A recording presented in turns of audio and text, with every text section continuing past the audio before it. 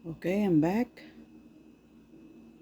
One time I was asking myself, paano ko kaya maibibigay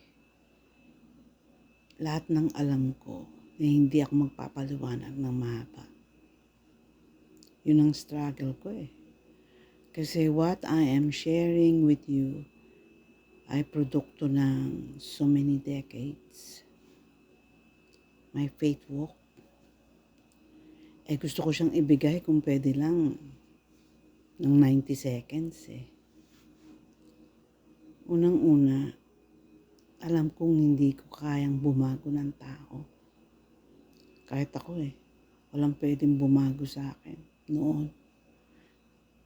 I tried with books, pero hindi tumatagal May naiiwan na maliit na impact, pero hindi maibigay yung joy na hinahanap ko, yung fullness, yung hindi ako mabibigatan. Yun ang gusto kong maibigay sa inyo na hindi na kayo mabigatan sa buhay because of na-reset yung mind nyo. Yung setting iba na, yung parang walang computer na ganun na lahat tinatanggal. Bagay, meron yung pinifilter, lahat ng negative, mafi-filter. Ang buhay, puro negative karamihan negative. Yung nga lang talagang nakakakuha nung yung tinatawag na resetting, yung talagang genuine na born again yung genuine na merong Holy Spirit Bakit? Iba yung utak nun nakaset yun kay God. It wants to please God and not itself.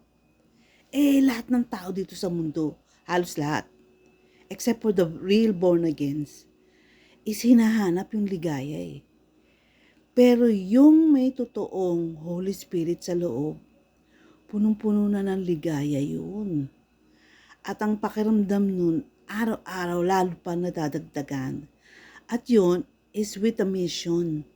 Parang miyembro ng Mission Impossible yun. Very clear sa servant ni God, yung totoong servant niya, na unique siya and she plays a role. Kinakalama ko mo yun. At nakukuha lang yun if you have experienced Jesus. Kinakalang maging totoo siya sa'yo. Kaya kung hindi pa siya totoo sa'yo, be honest with Him. Tell Him, Lord, I know you can hear me because you made ears. I need you. Kung totoo ka, ginawa ni Karen Davila yun He said to God, kung totoo ka, I need you to help me forgive my father dahil hindi ko kaya. Si Karen Davila yun, yung newscaster na ngayon nagbablog na. She came into the truth na ang forgiving is supernatural. Ang kaya lang magpatawad is yung merong supernatural gift, which is from the power of Jesus' blood. Hindi pa siya born again. So, nasabi niya kay God na, but she was speaking, what they call this, she was so honest, doon na-attract si God sa honesty.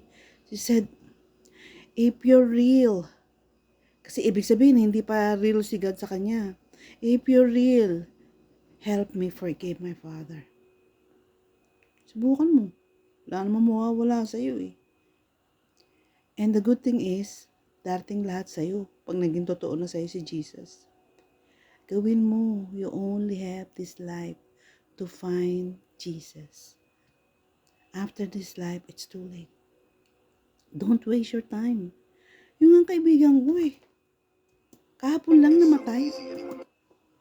Namatay kahapon ang bata nun. I think wala pa yung 35. Hanggang ngayon, hindi nila sinasabi sa akin paano namatay. Hinahukay ko pa nga But I prayed for her soul. May God have mercy on her. Okay, pag-isipan nyo yun guys.